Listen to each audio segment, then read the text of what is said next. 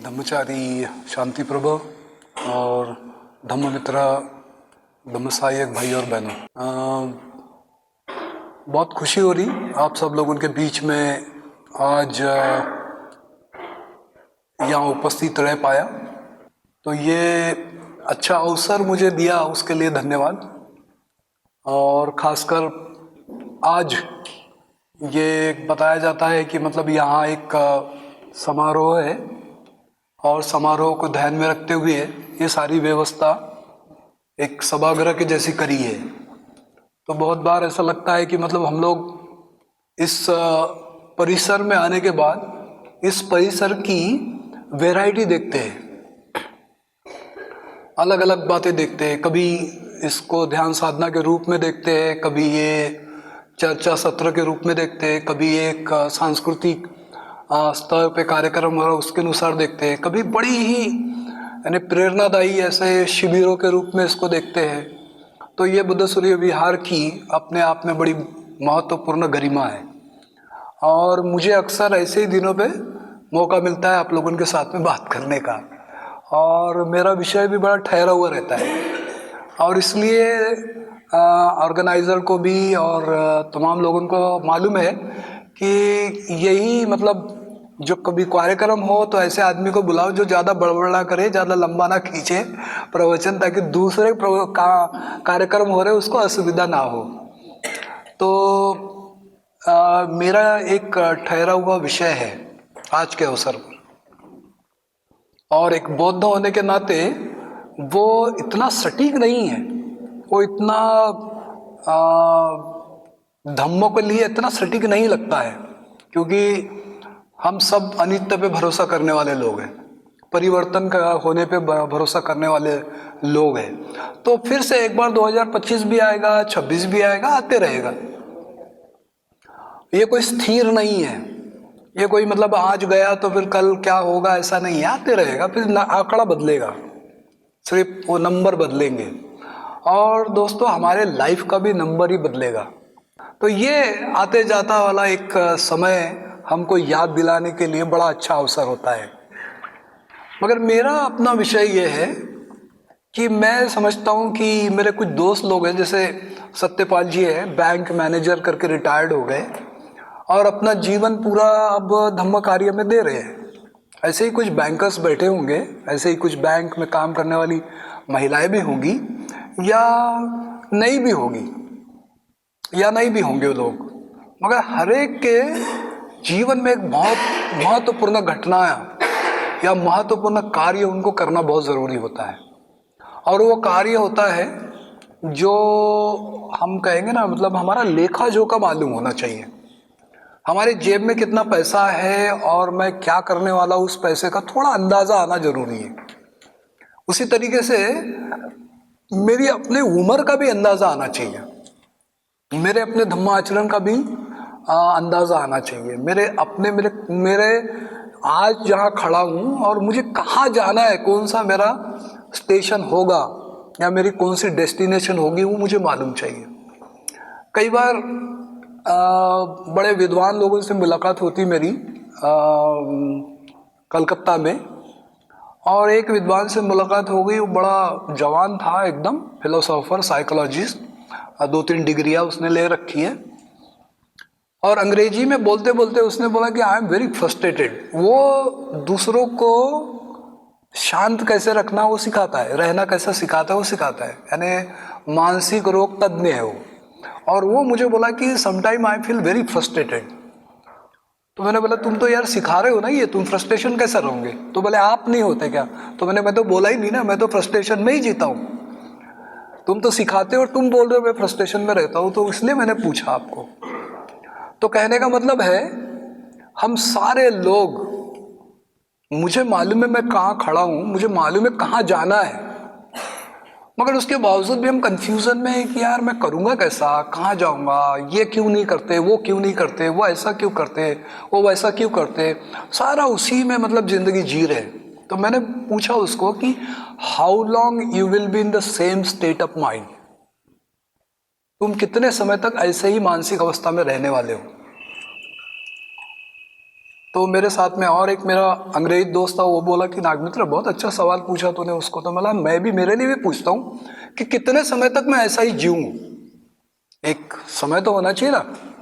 मैं शराब पीता हूँ तो कितने समय तक मैं कितना पीऊँगा ये तो मालूम होना चाहिए।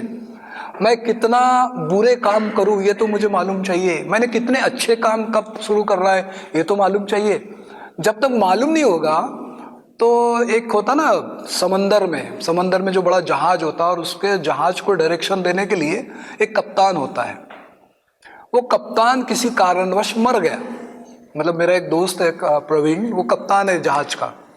तो वो बोलता है कि अगर मैं नहीं रहा तो जहाज किधर जाएगा पता नहीं, और हम सब लोग मर जाएंगे। तो एक बार क्या हो गया कि वो खड़ा था जहाज पे कॉफ़ी पीते हुए। अब जनरली उसने मेरे को कॉफ़ी बताया, वो रम पी रहा होगा क्योंकि सर्दी होगी तो डेफिनेटली वो कॉफ़ी जल्दी ठंडी हो जाएगी। तो वो पी रहा होगा, पीते पीते उसने बोला कि मेरे सामने एक शील्ड टूट गई और उनका जो रस्सा होता है इतना मोटा होता है, यानी अपने आगे रस्से अपन इतना इतना दिखते हैं उतना रस्सा, वो रस्सा खाली 5 फीट से झूल गया। वो झूल गया और एक वो नाव में चलने वाले काम करने वाले होते हैं उसके छाती पे आके टकरा गया। वो टकरा के वो इतना मोटा रस्सा 15 फीट की दूर से झूल गया और झूल गया उसके छाती पे टकरा गया। वो आदमी सीधा समंदर में फेंका गया। इतने मतलब हल्के से झटके से फेंका गया तो सब लोग समंदर में उतरे, समंदर से उसकी बॉडी लाए तो वो मरा हुआ था। बोला वो कैसे गया? वो तो समंदर में तैरने वाला आदमी था, मर कैसे गया? तो वो बोलने लगा कि उसका वो जो रस्सा था ना, रस्से का जो धक्का है, उस धक्के से उसका हार्ट फेल हो गया। वो अगर उसको वो नहीं लगा होता, वो गिरा होता तो वो तैर के निकल गया होता, मगर पहले ही वो मर चुका था और मरा हुआ फेंका गया। तो बोले मैं उसके बाजू में खड़ा था, वो मेरे साथ हो सकता था। तो बोले अगर मैं मर गया होता तो बोले ये पूरे के पूरी जहाज, यानी वो जहाज में कम से कम वो बता रहा था कि 10,000 करोड़ का सामान था और पूरे मिला के 500 लोग थे। तो बोले वो कुछ क्या करते थे पता नहीं, कहाँ जाते थे पता नहीं, नाव कहाँ जाती थी। हमको जाना था सिंगापुर, वो कहीं पहुंच जाती थी अमेरिका, तो पता ही नहीं चलता कि कहाँ जाती। तो जो कैप्टन होता है वो कैप्टन मेन होता है। बोले वो कैप्टन क्या करता है, दिशा देता है, रात में भी देता है, दिन में भी देता है, तूफान आता तो भी देता। तो उसने जो बताया कि नाव में एक कप्तान होता है, हमारे भी नाव में कोई ना कोई कप्तान होना चाहिए जो हमको डायरेक्शन दे, हमको दिशा दे कि हम कहाँ जाना है, कितना जाना है, हमारी मंजिल क्या रहेंगी, ये हमको पता ही नहीं।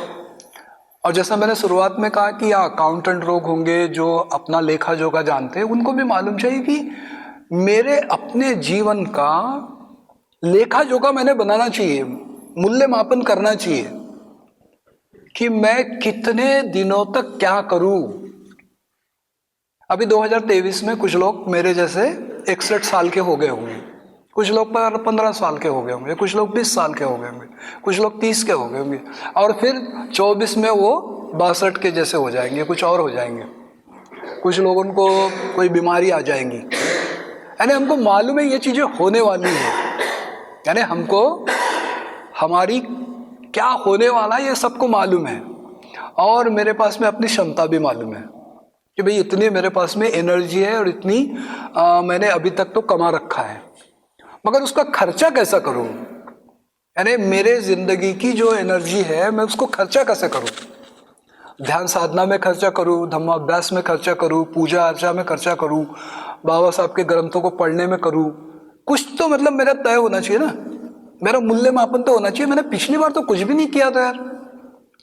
2023 का आज मतलब अवलोकन करने का दिन है आपको, मेरे को भी, कि हम मूल्य मापन करें कि एग्जैक्टली मैंने किया क्या 2023 तक, मैंने एग्जैक्टली किया क्या, कौन सा धम्म जीवन की कौन सी बात को मैंने परिपूर्ण रूप से बाबा साहब के कथनों के अनुसार आचरण में लाया। कहीं तो चेक करने की जरूरत है, कहीं तो अपने आप को परखने की जरूरत है। इस तरीके से अगर ये साल की खत्म होने वाला दिन है, उस दिन अगर मूल्यमापन करने के लिए थोड़ा देर हो गया, मगर करना शुरुआत करते हैं, एक डायरी बना लेते हैं और डायरी में नमूद कर दे कि मैंने क्या क्या फिजिकली किया, क्या क्या वर्बली किया, क्या क्या मेंटली किया, यानी काया वाचा मन के मैंने कौन सी बात को किया, क्या बात में परिवर्तन लाया। तो हमको अपना ही लेखा जोखा बिना अकाउंटेंट के पास में जाके, बिना चार्टर्ड अकाउंट के पास में जाए बगैर हम अपना खुद का लेखा जोखा तैयार कर सकते ना, जिसको मूल्य मापन बोलते हैं। हम अपना मूल्य मापन कर सकते ना कि मैंने कितने मित्र बनाए, मैंने कितने दुश्मन बनाए, कितने अपने ही लोगों से लड़ा, कितने ही अपने लोगों को मैंने करीब लाया, मैंने कौन से अकुशल कर्म किया, कौन से मैंने कुशल कर्म किया, कौन सी मैंने, मतलब ये जितना भी आपको पता है, जितना भी आपको पता है उसमें से कम खुद ही का तो एक डाटा तैयार करो, और हर एक को करना है। नहीं तो हमारी जिंदगी चली रही एक, जैसे पहाड़ी होती है ना, पहाड़ी पे एक बॉल डाल दो, बॉल का काम क्या होता है, गडरना, नहीं क्या, मतलब वहां से लुढ़कना, और उसको कोई रुकावट नहीं होती, वो अपना बीच में पत्थर आया तो उसके बाजू से निकल जाता। तो हमारी भी जिंदगी वैसी होगी ना, नहीं तो फिर चल रही, गड़न रहे, कल वो कर लिया, आज वो कर लिए, पर पता नहीं कि मुझे कब तक करना है।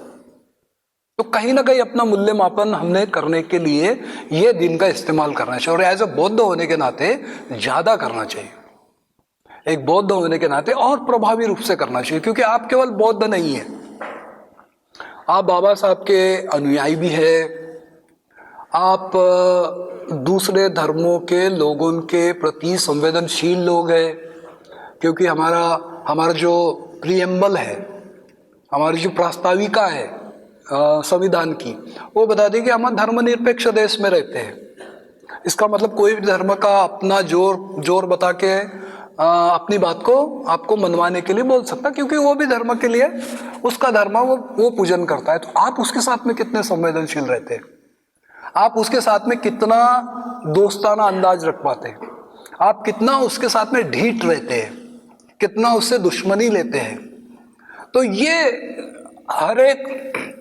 हर एक तरीके का आपको मूल्यमापन करना है, अपने परिवारों के साथ में मूल्यमापन करना है, अपने दोस्तों के साथ में मूल्यमापन करना है, और जो गलत है, जो लगता है कि नहीं ये नहीं करना चाहिए, उसकी लिस्ट बनाना है, और वो लिस्ट अपने दोस्तों के साथ में शेयर करना है, बताना है, जोर से बताना है, क्योंकि हमारा स्वभाव अपने आप को अच्छा बताने के लिए ही बना हुआ है, केवल अच्छा ही बोलते हैं, यानी कभी बुरा अपने आप में आपके बारे में बोलना आता ही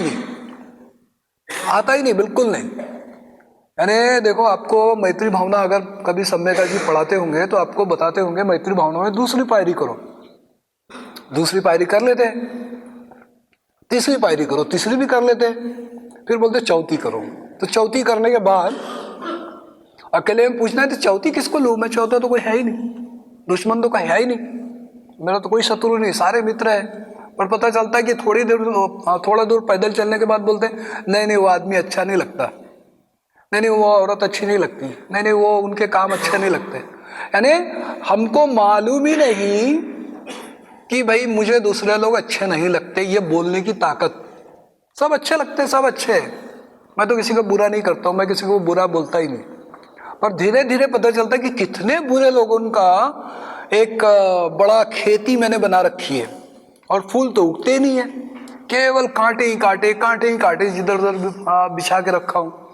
तो मुझे पता करना जरूरी है कि मैं ये कैसे करूं, इसलिए मुझे जोर से बोलना है कि मैं ये नहीं करूंगा, ये करूंगा, मैं इसको नहीं करना चाहूंगा इस बार। और हमारे सारे अकुशल कर्म अगर किसी बात से होते होंगे तो वो हमारे शरीर से नहीं होते, शारीरिक रूप से नहीं होते, हम ज्यादातर वाचिक ही अपनी गलतियां करते रहते हैं, हम ज्यादातर अपने बड़बड़ाने से ही गलतियां करते रहते हैं। और बड़बड़ाना या बोलना या चुप रहना, ये इसके पीछे अगर कुछ है तो मन है, इसके पीछे जो है मन है, क्योंकि मन आपने देखा ही नहीं, आपने आपका मन देखा ही नहीं, तो आप जो बोल रहे हैं आपको बोल देते हैं कि भाई ये बहुत आप अपमानित बोल रहे हैं, ये अच्छा नहीं है। तो आप बोलते हैं नहीं मैं ऐसा नहीं बोल रहा हूँ, मैं अच्छा ही बोल रहा हूँ, मैं दूसरों को अच्छा लगना चाहिए वैसा ही बोल रहा हूँ। वो बोलते नहीं, आपने बहुत थोड़ा सा कड़क बोला, थोड़ा सा ज़्यादा कठोर बोला। तो आप बोलते कि नहीं नहीं, ये कठोर नहीं, ये मेरी अपनी वाणी है, ये मैं अपना इस तरीके से ही बोलता हूँ, इस तरीके से मुझे मैंने कभी इसमें कठोरता देखी नहीं। अरे भाई, कठोर नहीं हो तो बुद्ध तो नहीं हो। आप कठोर नहीं तो बुद्ध तो हो नहीं। वो सामने वाला ये एहसास करा रहा है कि आप बुद्ध नहीं हो, आपको बुद्ध बनना है। तो आप कबूल नहीं कर रहे कि मैं कठोर बोल रहा हूँ। आप ये सामने वालों को मनवा रहे हो कि तुम मेरी गलती मत बताओ, तुम मेरी गलती बताने का कष्ट मत करो, मैं अपने आप को जानता हूं, क्योंकि मैं तुमको जानता हूं। मैं तुमको जानता हूं कि तुम मुझे कष्ट देने के लिए बोल रहे हो या तुम मुझे बुरा लगना चाहिए इसलिए बोल रहे हो। तो मैं अक्सर क्या करता हूं, अपनी जो भी मानसिकता है, अपना जो भी तौर तरीका है, वो दूसरों को या दूसरों के प्रति मैं इतना जागरूक नहीं होता हूं, क्योंकि मैं अपने प्रति जागरूक नहीं हूं और मैं अपने मन को देखा ही नहीं हूं। तो कहने का मतलब है मेरा ये कि मैं मेरी ध्यान साधना को कम से कम प्रतिज्ञाबद्ध करूं कि भाई इस वर्ष मैं अपनी ध्यान साधना कर मैं अपने आप को ठीक से देखूं। जो मुझे देखना नहीं आता, मुझे देखने का तरीका भी नहीं आता। मैं सिर्फ क्या करता हूं, जब मुझे देखने की बात करी जाती है तो मैं औरों को ज्यादा देखता हूं। और बुद्ध की महान शिक्षा आर्य अष्टांगिक मार्ग, जो उन्होंने अपने पहले जो शिष्य थे उनको दी है, उसमें पहली शिक्षा उन्होंने जो आर्य अष्टांगिक मार्ग के दिए, उसमें कहते कि सम्यक दृष्टि का अपने आप में विकास करो। सम्यक दृष्टि क्यों नहीं बोला उन्होंने कि सम्यक वाणी विकसित करो भाई? क्यों नहीं बोला उन्होंने कि भाई आप एक काम करो, सम्यक आजीविका विकसित कर लो, क्योंकि सब गरीब हो, परेशान हो आप लोग, तो पहले पैसा इकट्ठा करो। क्यों नहीं बोला उन्होंने कि भाई पहले आप एक काम करो, पहले सम्यक समाधि कर लो, क्योंकि बुद्ध को उसी नाम से जाना जाता है ना, वो समाधि पढ़ाते, ज्ञान पढ़ाते, ध्यान पढ़ाते। क्यों नहीं उनके बारे में बोला गया? क्यों उन्होंने सम्यक दृष्टि को उगम बताया होगा इस मार्ग का? क्योंकि हमें देखना नहीं आता है, हम देखते नहीं हैं। हमारी जो मांस चक्षु है, वो मांस चक्षु एक संस्कारी चक्षु है, वो केवल ऐसा लगता है खुले हैं, वो खुले हैं, हम देख नहीं पाते। तो वो कहते हैं कि देखना सीखो, जानना सीखो, उसको चखना सीखो। और हम त्रिरत्न वंदना में क्या कहते हैं? स्वाखातो भगवता धम्मो, यानी खुद अपनी आंखों से देखो। तो समस्या ये है भाई और बहनों, हम देखना नहीं चाहते। हम जो भवचक्र का जो गोला है, ऊपर से जो शुरुआत होता है, उस गोले में आपने देखा होगा कि एक अंधा आदमी अपनी आगे चल रहा है लाठी पकड़ के, दूसरा आदमी उसकी लाठी पकड़ के चल रहा है। हमारी जिंदगी भी इसी तरीके से, हम एक अंधा चल रहा है, हम उसके पीछे चल रहे हैं। हम अपना रास्ता खोजने के लिए भी सक्षम नहीं है, इतने संस्कारित हो गए, इतने हम अंधे हो गए। इसलिए बुद्ध ये संसार में सभी को कहते हैं, अपनी आंखें खोल के चलिए, अपने आंखें खोल के देखिए। और समस्या ये है कि भाई ये बोल तो दी, अब मैं करूं कैसा, इसको कैसे करूं? तो बोलते ध्यान करो। तो ध्यान करने में फिर आंखें बंद करना है। अब आंखें बंद करके आदमी कैसा देखेगा? कौन देखेगा? आंखें बंद करके देखेगा तो गिर जाएगा ना, चलते वक्त तो गिर जाएगा। तो फिर आंखें बंद करके कैसा देखना है? आंखें बंद करके अपने आप को देखना मतलब, जैसे अभी बैठे आप, भला ही आपकी आंखें खुली हुई है, उसके बावजूद भी आप इधर उधर देखना बंद करो। आपकी पैर की संवेदना की तरफ जाओ, उस संवेदनाओं को, जो संवेदनाएं हो रही, उस संवेदनाओं से धीरे धीरे अपने टखने तक आओ, टखने से अपने घुटने तक आओ, घुटने से अपने जांघों तक आओ, जांघों से अपने पेट तक आओ, पेट से अपने पीठ तक जाओ, पीठ से अपने कंधे तक जाओ, कंधे से अपने गर्दन तक जाओ, गर्दन से अपने चेहरे की तरफ जाओ, चेहरे से अपने सिर के बालों तक जाओ। और वैसे ही प्रक्रिया करते रहो। आपको कितनी भी आवाजें आएगी, आपको कितना भी शोरगुल महसूस होगा, वो धीरे धीरे कम हो जाएगा और आप देखना शुरुआत करेंगे। आप स्वयं के संपर्क में आकर अपने आप को देखना शुरू करेंगे। और जब इस तरीके से देखना शुरू करेंगे तो जैसे एक आधे तालाब में कोई पैसा पड़ा हुआ है, कोई पत्थर पड़ा हुआ है चमकने वाला, वो जैसे पानी शांत होने के बाद में दिखता है, वैसे हम अपने भीतर के अच्छाई को देख पाएंगे। अपने भीतर के जो कुछ बढ़िया से हीरे हैं, जवाहरात है, उसको देख पाएंगे। क्या देखेंगे उसमें? तो अपनी खूबियां देखेंगे, अपनी अच्छाई देखेंगे, अपने कुछ अच्छाई में आने वाले रोड़ों को देखेंगे, अपने अच्छाई में काम करते करते सफलता नहीं मिल रही तो विफलता को देखेंगे। यानी अपने आप में ही आप स्वयं को देखना शुरुआत कर देंगे। यानी बाहर की परिस्थिति जैसी है वैसी होने के बावजूद भी आप अपने आप को देखना शुरुआत कर देंगे। यहां से शुरुआत होगी सम्यक दृष्टि की। मगर हमको लगता है ये सम्यक दृष्टि मेरे भी नहीं आ सकती है, ये पहले ही मैंने गार्ड बना ली अपनी। क्यों ऐसा कर ली? क्योंकि मैंने उसके पहले 4 दृष्टियां देख रखी है। एक है, मुझे मालूम पड़ा, मिथ्या दृष्टि। मिथ्या माने गलत दृष्टि। और हमको गलत दृष्टि कहां से मिलती है? परिवार से मिलती है। हमारे माता पिता, हमारे भाई बहन, हमारे अड़ोस पड़ोस, जो हमारा परिवार का हिस्सा होता, वो हमको बताता है ये मत करना, ये करना। छोटे बच्चों को देखेंगे ना हम, छोटे बच्चों को बोलते हैं ना एकदम, उधर मत जाना, उधर भूत है, उधर नहीं जाना, उधर पुलिस वाला है, उधर नहीं जाना तू गिर जाएगा, उधर नहीं जाना, उधर गंदा है। यानी कुछ अच्छा बोलते और कुछ गलत बोलते, हम ही बोलते। अब बच्चा वैसे सीखता है। आप और मैं हमारे माँ बाप की ही वाणी बोल रहे हैं, है ना, बच्चों को डराने के लिए। ये मत कर, वो करेगा तो ऐसा नहीं होगा, पुलिस आ जाएगा। या फिर मेरे जैसा सफेद बाल वाला और ये दाढ़ी वाड़ी वाला आ गया, अरे भाव ये साधु ये ले जाएगा तेरे को, इसलिए कुछ चुपचाप रहे। ट्रेन में मेरे साथ में ऐसा बहुत होता, बच्चे रोए कि मेरे तरफ उनके माँ बाप बताते साधु बाबा है, पकड़ के ले जाएगा। तो डराने वाली बात या उनको गुमराह करने वाली वाणी ये बचपन से ही सिखाई जाती। मिथ्या हमको बचपन से ही मिलता और फिर हम मिथ्या वाणी बोलते हैं और कोई हमको सुधारता, बोलते हैं मैं कभी झूठ नहीं बोलता हूँ। अरे बचपन से ही बोलते आ रहे, अभी तुम कहां से सच बोलोगे? मगर जोरदार ढंग से बोलते नहीं, मैं जो बोल रहा हूँ सच बोल रहा हूँ। क्यों? क्योंकि मेरे माँ बाप ने सिखाया था। तो वातावरण ही हमको मिथ्या सिखाता है, तो हमने मिथ्या का आचरण कर लिए। फिर उसके बाद में हम देखते कि नहीं ये तो बहुत ही मतलब इसी में जीना है मुझे, तो मैं मिथ्या दृष्टि में ही ज़्यादा जीता हूँ। तो मुझे परखना पड़ेगा, मुझे ये 2023 जा रहा है, मैं मिथ्या कितना था, मैं गलत कितना था और अच्छा कितना है। तो अच्छा क्या होता है? अच्छा तो बताया नहीं किसी ने, ऐसा नहीं कि नहीं बताया, अच्छा तो बहुत लोगों ने बताया मुझे, पढ़ाई कर, पढ़ाई करने से तू बड़ा आदमी बनेगा। बाबा साहब देखो, बाबा साहब ने हमको इतनी बड़ी उपलब्धियां दे दी, उनके तरफ थोड़ा ध्यान से देखो, उनकी किताबें पढ़ो, बताया तो है। पर मिथ्या ज्यादा प्रभावित है, क्योंकि अकुशल मन ही ज्यादा हमको प्रभावी होता है, शक्तिशाली होता है।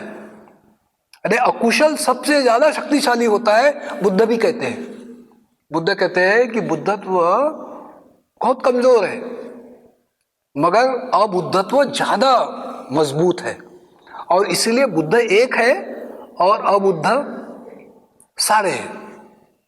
अगर सारे मतलब कुशल वाले होते तो बुद्ध एक ही क्यों होते? नहीं होते ना। हम देखते हैं कि हम ज्यादातर ऐसी बातों में ही मजा आता है हमको। तो क्या पता चलता है? अब ये मजा शब्द से मुझे बड़ा अच्छा लगा, क्योंकि मैं कलकत्ता में था और जानबूझ के था, खासकर दशहरे के दिन। वो मैंने अपनी जिंदगी में कभी दीक्षा भूमि छोड़ा नहीं मैंने, मगर इस साल सोचा नहीं, मैंने देखना चाहिए कि वहाँ होता क्या है। तो वहाँ दुर्गा पूजा होती, और दुर्गा पूजा का जो एक पंडाल होता ना, एक पंडाल कम से कम 10 करोड़ का होता है, 20 करोड़ का होता है। अभी वहां पर एक देवी के सिर पर 650 किलो सोना था, 650 किलो सोना। और वो सोने के लिए कितनी सिक्योरिटी लगाया होगा उन्होंने, कितना सीसीटीवी कैमरा लगाया होगा, कितना क्या क्या होगा। बहुत बढ़िया पिंडॉल, बहुत मतलब लोग जा रहे हैं आ रहे हैं, मैं देख रहा हूँ क्या कर रहे, कोई हाथ नहीं जोड़ रहा कोई देवी को हाथ नहीं जोड़ रहा, ऐसे बंदर कैसे देख रहे हैं। सबके पास में कैमरे हैं, सब ऐसे ऐसे ऐसे करके एक तो अपना वीडियो बना रहे, नहीं तो दूसरों का वीडियो बना रहे, कोई हाथ नहीं जोड़ रहा। तो वो पूरे 10 दिन निकल गए। मेरे घर की तरफ से तो निकलना ही नहीं होता था, क्योंकि हम लोग ऐसी जगह रहते थे कि रात भर दिन भर लोग, तो निकलना कोई वो नहीं लगा, मतलब नहीं निकलते जान दो। मगर वो लोगों को देख कर अंदाजा लगाने की कर क्या रहे ये लोग, कौन सी पूजा कर रहे हैं। वो पूजा स्थान के बाजू में ही मटन चिकन फिश इसके दुकान, इधर से निकल रहे इधर जा रहे, बढ़िया खा रहे, इधर सब आओ अपनी किताबों का प्रदर्शन करो यहाँ पर। मैं बोला यार ये देवी के इसमें कैसे गए, अरे देवी नाम मात्र रहते बोले, यहाँ सब आते। तो फिर गया मैं वहाँ गया, जाने के बाद में देखा कि सब लोग आ रहे, तो वो भी मुझे बोले आप चलो देखो देखो तो सही आपको क्या लगता है हमारे बंगालियों के बारे में। तो मैं गया तो वाकई में वो पंडाल इतना सुंदर था, मगर मैं देखना बोले कोई हाथ जोड़ रहा है क्या, देखो हम सिर्फ मजा करने आते, हमको कोई देवी देवताओं से लेना देना, हम मजा करने आते हैं, एंजॉय करने आते हैं। तो हमने क्या कर लिया अपने जिंदगी में, मजा ही करते रहे, मौज मस्ती में ही रहे, और 23 निकल रहा है मौज मस्ती में ही है। ये ही हमको क्वेश्चन करना है कि how long I will be doing this enjoyment entertainment और ये फनी थिंग्स, कितने समय तक, कहाँ सीरियसनेस लाएंगे, कहाँ मैं कौन से कुशल बातों की तरफ बढ़ूं। मैं ये साल ये करूंगा, ये साल ये नहीं करूंगा। बहुत बार पीने के बाद में लोग बोलते हैं इसके बाद में अपन, ये आखिरी प्याला है, इसके बाद में नहीं पिएंगे, क्योंकि 23 खत्म होगा, 24 से अपन बहुत शुद्ध रहेंगे। 24 को ही उसका दोस्त पकड़ लेता है, यार बोले बहुत जरूरी, पेट दुख रहा, आज पीना है, आज नहीं पीऊंगा तो फिर कल से छूटेगी नहीं। यानी अलग ही प्रकार के, मतलब एक क्या कहते हैं उसको, यानी कमिटमेंट, हमारे कमिटमेंट हमारे इस तरीके से हम करते हैं जो अधम्म के तरफ बढ़ाते हैं, जो हमको अपने जीवन में बुराई की तरफ ले जाते हैं। तो हमको अपना अगर थोड़ा बहुत भी बुद्ध धम्म समझता है, बुद्ध धम्म को इतने वर्षों में आप लोगों ने यहाँ देखा होगा, तो आप इसको 5 क्राइटेरिया में बांट दो। पहला है मैं बुद्ध के पास कैसा जाता हूँ, धम्म के पास मैं कैसा जाता हूँ, संघ के पास मैं कैसा जाता हूँ। आप लोग तो यहाँ थे, तो सवाल पूछो मैं कैसा जाता हूँ, क्या मैं जय भीम वाला हूं, या मैं कहीं तो भी मुझे इधर जाने से थोड़ा अच्छा लगता है इसलिए जाता हूं, कैसा जाता हूं मैं। अपने आप को सवाल पूछा, लिख के रखो आपके पास में कि मैं कैसा जाता हूं। टाइम पास करने जाता हूं, केवल जाना है करके जाता हूं, केवल मैं जय भीम वाला हूं करके जाता हूं, या कैसे जाता हूं। इसको अपने आप को थोड़ा सा सवाल करो, आज का ही दिन है आपके पास में। क्या मैं इसको किसी ने बोल दिया करके जाता हूं और केवल संडे ही जाना है करके जाता हूं, बाद में दूसरे दिन तो जाने की जरूरत नहीं, संडे करके चले जाओ, थोड़ा सा एनर्जी मिल जाती है। कुछ लोगों को मिलता हूं तो बोलते बैटरी मिल गई, थोड़ा बैटरी रिचार्ज हो गई। तो क्या बैटरी रिचार्ज के लिए आता हूं, जरूरी भी है, बैटरी रिचार्ज नहीं करेंगे तो फोन कैसा चलेगा, हमारी जिंदगी तो फोन ही हो गई अब, तो बैटरी तो रिचार्ज करना ही पड़ेगा, तो उसी के लिए आते होंगे। क्या मैं कुछ अपने आप में परिवर्तन देख रहा हूं, कुछ शर्म आ रही मेरे में। ये शर्म शब्द है ना, ये बड़ा विधायक है, विधायक शब्द है, क्योंकि हमारी जो 11 विधायक मानसिक अवस्था है उसमें ये दूसरे नंबर का ही विधायक का गुण है, शर्म आना। आप लज्जा और पर लज्जा कहते हैं उसको, यानी री और अपत्रप्य। मुझे अपने आप में शर्म आ रही है, अगर मैं संडे को नहीं गया तो मुझे ऐसा लगता है कि नहीं यार मैंने खाना नहीं खाना चाहिए। एक राजा हुआ जापान में, और जापान देश बहुत बुरी तरह से बर्बाद हो गया था, नागासाकी पे जब बम डाला गया था, और तब राजा था और राजा के पास में सारी कंप्लेंट आती थी कि जिएंगे कैसे, कैसा होगा, हमारा तो सब बर्बाद हो गए, अब तो हमारा जीना मुश्किल है। तो उसने सबको इकट्ठा किया, उसके बाद उसने बोला कि देखो जो आदमी बर्बाद बर्बाद बर्बाद बोलते रहेगा वो कभी नहीं सुधरेगा। तुम ये बात बोलो कि तुम सब मिलके अपने जीवन में काम करोगे, वर्क करोगे। हम तय करेंगे वर्क क्या करना है, हम अपने आप में तय करेंगे, एक प्लान बनाएंगे और उसके अनुसार हम सब लोग अपने क्षमता के अनुसार अपना काम चुनेंगे और काम चुन के वो काम को हम करेंगे। कोई हमारा कप्तान नहीं होगा, कोई हमको डायरेक्ट करने होगा, हमने चुना है वो करेंगे। और जिस दिन हमने नहीं किया उस दिन खाना नहीं खाएंगे।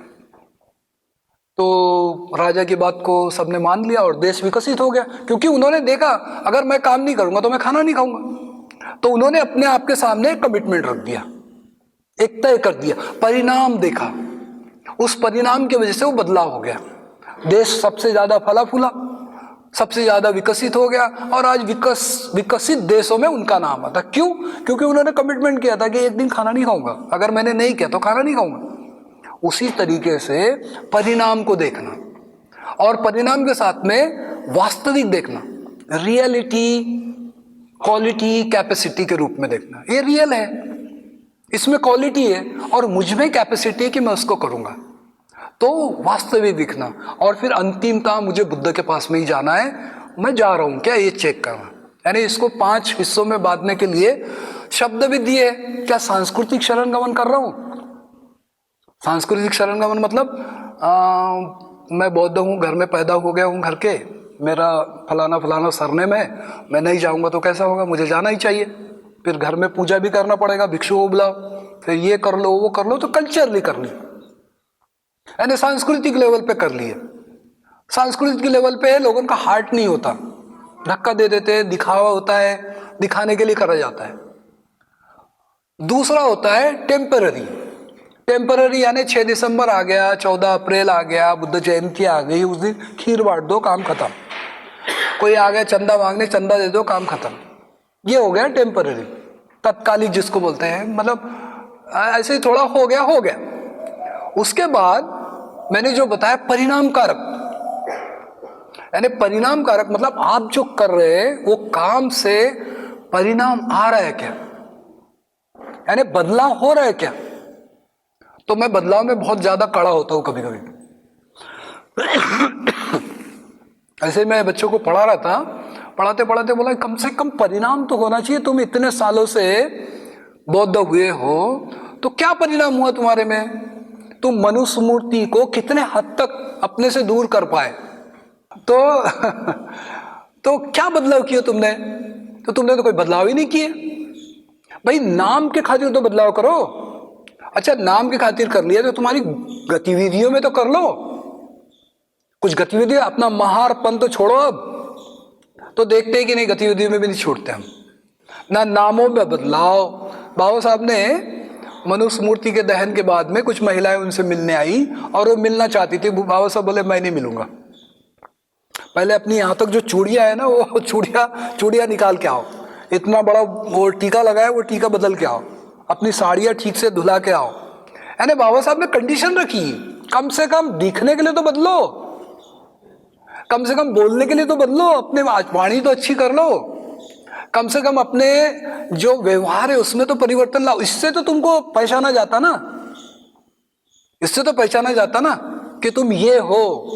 तुम्हारे खाने के स्टाइल से पहचाने जाते, तुम्हारे रहन सहन। एक बौद्ध लोगों का घर जो है ना वो आदर्श घर होना चाहिए, उसका घर बड़ा आदर्श होना चाहिए, उसका एक श्राइन होना चाहिए घर में, पूजा स्थान होना चाहिए, बाबा साहब का सुंदर सा फोटो होना चाहिए, बुद्ध का छोटा सा मूर्ति होना चाहिए और किताबें होनी चाहिए वहां।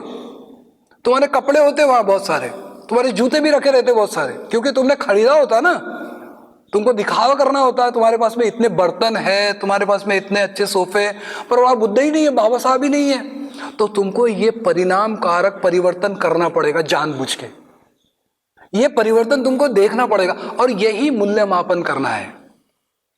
यही अपने आप को यहां 2023 और 24 के अंतर में मुझे क्या नहीं किया था, क्यों नहीं किया था, और नहीं किया तो नहीं किया, अब मैं कैसे करूंगा उसका प्लानिंग करना है। मुझे अपना प्लानिंग करना है, how I am going to do that. मैंने कितनी किताबें पढ़नी है, कौन सी किताबें पढ़नी है उसकी लिस्ट बना लो। मज्जिम निकाय नाम का ग्रंथ है ना, सुना क्या आप लोगों ने? मज्जिम निकाय नाम का एक ग्रंथ है जो आनंद ने पहली संगति में सुत्त पीठक निर्माण किया था, और सुत्त पीठक का ये पहले में से एक है मज्जिम निकाय। इसमें 152 सुत्त है, सिर्फ 152। कितने? 152। आज तक तुमने उसका एक लाइन भी नहीं देखे, एक भी लाइन नहीं देखे तुमने। कौन सा पहला सुत्त है वो भी मालूम नहीं। और कितना समय लगेगा इसको पढ़ने के लिए?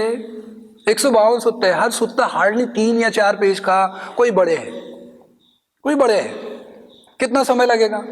पर नहीं वो पाली में लिखा है, नहीं वो अपने बस का काम नहीं है, फलाना नहीं ढिकाना ही करके उसको बहाना कर दिए और कभी नहीं पढ़े।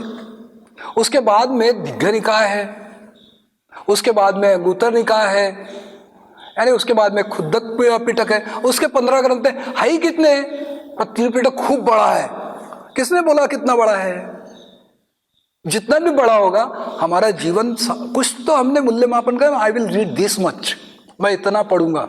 मैं कई बार मतलब मेरा ये अपना वो कभी कभी थोपता हूँ मैं लोगों पे, क्योंकि बाबा साहब ने इस तरीके का वारसा मेरे को दिया है कि बुद्ध और उनका धम्म है ना, वो मुझे ये सिखाता है कि मैं कैसे बात करूं लोगों से, कैसे बात करूं, अपनी बातें मैं किसी के साथ में कैसे करूं, मेरे बीवी से मैं कैसी बात करूं, मेरे दोस्तों से मैं कैसी बात करूं, क्योंकि सभी का वर्णन है।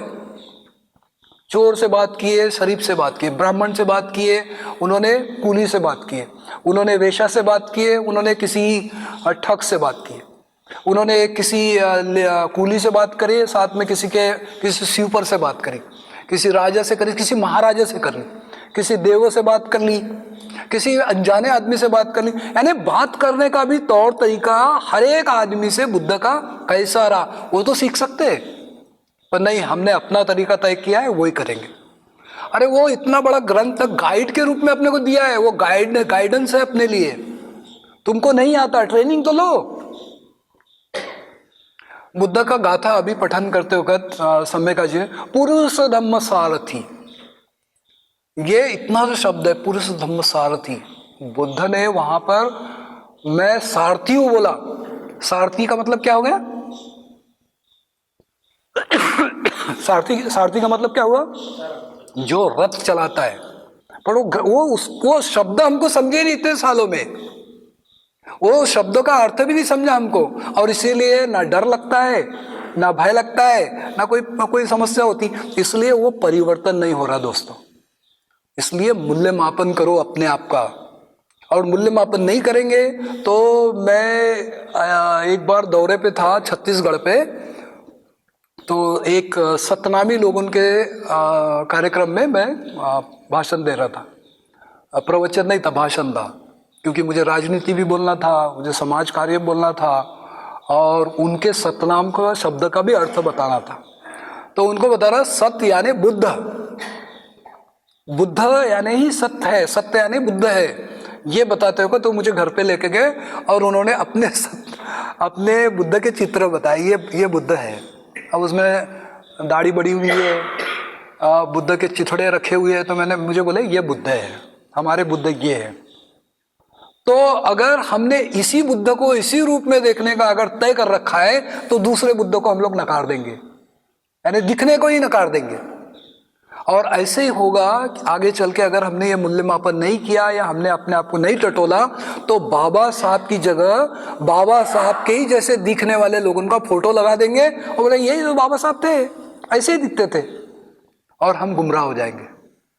अगर यूपी में गए और यूपी में आप लोगों ने उनके जो गाने हैं, उनके वो जो गाने गाते, वो गानों के जो ये होते लिरिक्स, वो कैसे होते जैसे हनुमान का वो ये करते ना चालीसा, वैसा वो गाते हैं।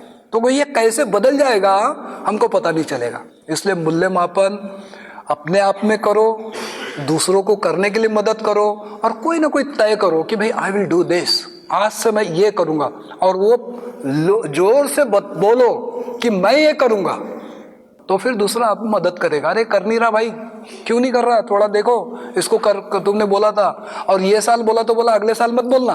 तो आपको कोई ना कोई चेक एंड बैलेंस भी बहुत जरूरी है। तो मैं समझता हूँ ये मूल्य मापन अपने आप में करो, और बौद्ध होने के नाते ज़्यादा जरूरी है, इसलिए ज़्यादा जोर से करो और अपने जीवन में परिवर्तन करो और परिणाम कारक शरण गमन की तरफ बढ़ते रहो। मेरी शुभकामनाएं। जय भीम, नमो बुद्धाय।